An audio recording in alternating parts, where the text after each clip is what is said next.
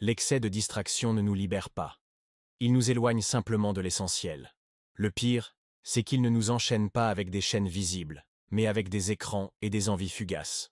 Pourquoi, alors que nous avons un accès illimité à tout, ressentons-nous encore ce vide qui nous ronge? Tu scannes ton fil d'actualité sans but. Tu accumules des objets qui finissent par t'encombrer. Tu te laisses happer par des contenus que tu oublies aussitôt. Et pourtant, chaque fois, la sensation revient. Celle d'un manque profond que rien ne comble durablement. Mais si je te disais que ce vide n'est pas un accident, que ce système est conçu pour te laisser en quête constante, sans jamais te satisfaire pleinement? George Orwell craignait un monde de privation. Mais Aldous Huxley, lui, avait vu venir une menace plus insidieuse, un futur où l'excès de confort nous rend dociles. Et si ce futur, c'était maintenant? Regarde autour de toi. Notifications incessantes, consommation compulsive, et ce flot infini de distractions qui te détournent de toi-même. C'est un piège doux, et c'est là toute sa perversité. Il ne nous prive pas, il nous gave. Et dans cet excès, nous perdons notre autonomie. La clé pour comprendre cela? La dopamine, ce fameux neurotransmetteur de la récompense. Les géants du numérique le savent. Ils façonnent des expériences qui activent ce circuit encore et encore. Chaque like, chaque achat, chaque binge-watching. Et toi, tu restes pris dans ce cycle. Mais à quel prix? Le temps que tu passes à chercher ces plaisirs immédiats, c'est du temps que tu ne passes pas à construire quelque chose de plus profond. Une vraie passion, une relation authentique, ou même du temps pour toi, juste pour réfléchir. C'est là que se trouve la clé.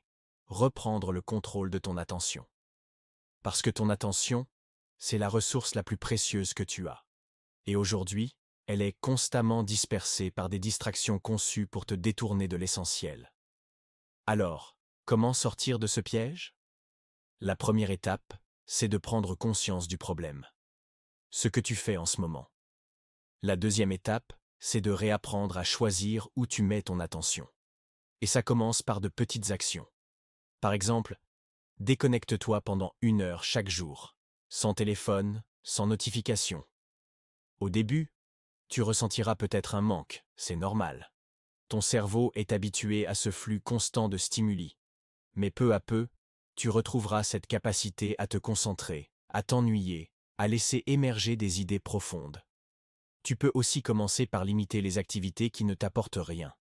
Par exemple, au lieu de binge-watcher une série qui ne t'intéresse même pas, lis un livre qui t'inspire. Au lieu de scroller machinalement, prends 5 minutes pour écrire ce que tu ressens, ou pour réfléchir à ce que tu veux vraiment dans ta vie. Parce qu'au fond, ce vide que tu ressens parfois, il ne peut pas être comblé par des plaisirs immédiats. Il peut seulement être comblé par un sens, une direction. Et ce sens, ce n'est pas le système qui va te le donner, c'est à toi de le construire. Mais pour ça, tu dois reprendre le contrôle de ton esprit. Rappelle-toi, ce n'est pas en accumulant toujours plus de distractions que tu trouveras le bonheur. C'est en apprenant à apprécier ce qui est déjà là, en te recentrant sur l'essentiel. Alors aujourd'hui, je te lance un défi.